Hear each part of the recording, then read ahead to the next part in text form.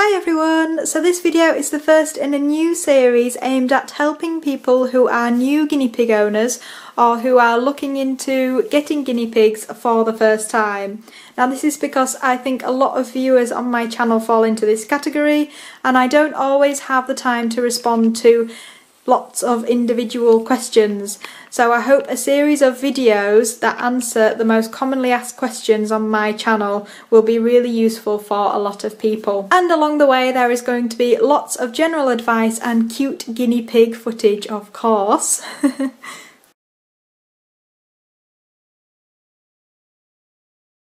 First things first, don't set your heart on getting guinea pigs. It's not the end of the world if your parents decide that it's not the right time to get guinea pigs.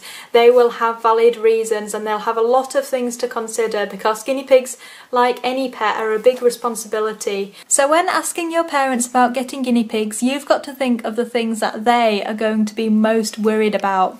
And I'm sure number one concern is whether you have the commitment and are prepared to put in the time and effort to look after them on a day-to-day basis. For example, are you prepared to clean out your guinea pigs every single day? Because guinea pigs do create a lot of mess. Another big thing is that you will have to prepare them fresh vegetables every single day. So you'll have to organise writing a list for your parents if they're going to do the shopping, or going to the shops yourselves and getting the vegetables, washing them and preparing them, chopping them up. And don't forget that it's highly recommended that you get more than one guinea pig. A lot of people see it as unfair just to keep the one guinea pig because they are such sociable animals. So straight away, if you're getting two, then all the work required is doubled.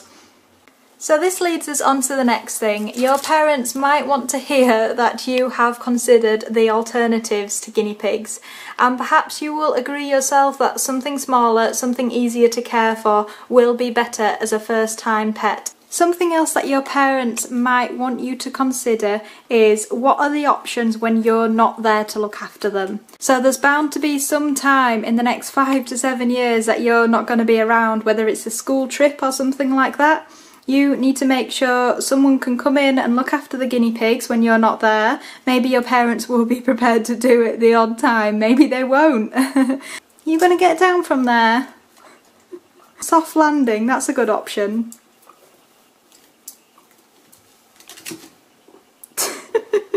She's such a funny piggy.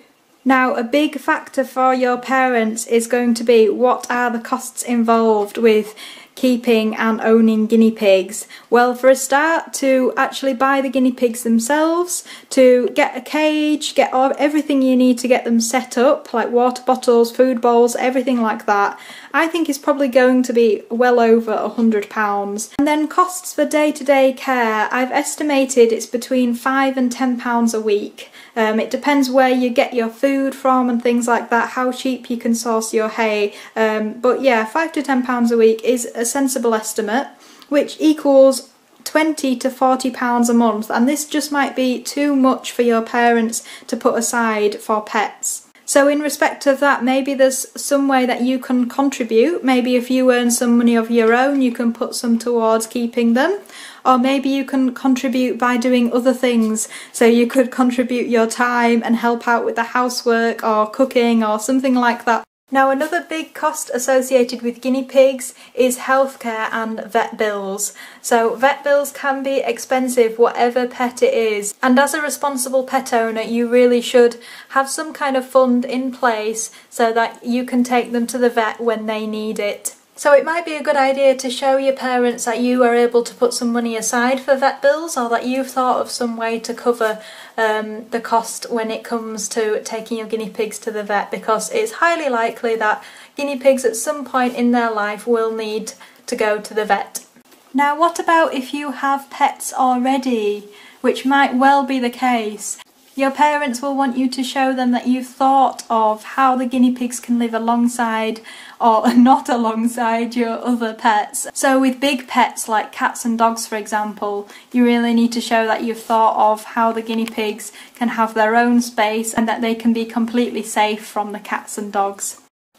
And last of all, we've got the general research that's needed whatever pet you're trying to convince your parents to get. They could ask you any number of questions about what the healthcare requirements are, what care they need, what housing they need, what their diet should be, anything like that. So do your research and be prepared to answer any questions about their care in full, so your parents can really understand that you have done your research and you really know what you're talking about. Taking on guinea pigs really shouldn't be thought lightly of. As with any pets, there's a lot of responsibilities involved.